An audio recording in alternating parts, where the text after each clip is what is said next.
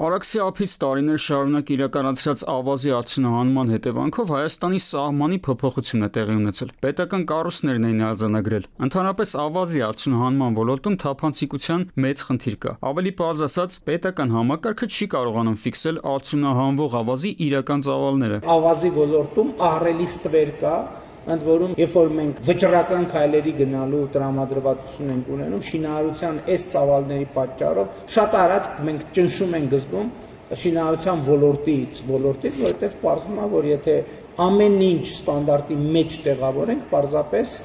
այս գոնե ինչ որ մի բավականին երկար ժամանակ Հայաստանում շինարարությունը կկանգնի։ Հայաստանում հանքարդյունաբերությունը պետք է համապատասխանի միջազգային բարձր ստանդարտներին։ Վարչապետ Նիկոլ Փաշինյանը հանքարդյունաբերությանը նվիրված ֆորումի ընթացքում խոսում է գիտահեն հանքարդյունաբերություն ունենալու կարևորության մասին։ Ավելի շատ քննարկում ենք մեր հանքարդյունաբերության համապատասխանությունը լավագույն միջազգային բնապահպանական ստանդարտների։ Սա առաջնահերթություն է, որովհետև շրջակա միջավայրի նկատմամբ հոգսը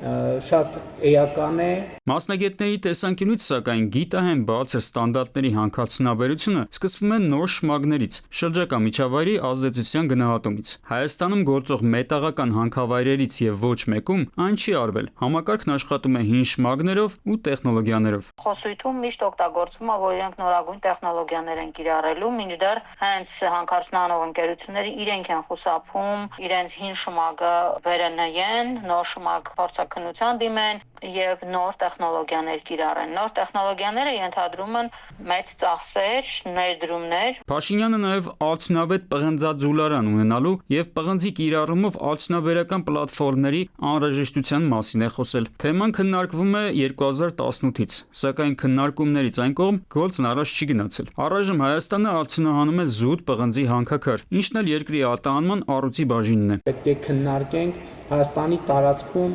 օգտակար հանածոների, պաշարների հայտնաբերման, ուսումնասիրման, նոր շրջափուլ սկսելու հարցը, հիմա նոր ոլորտներ են բացվում,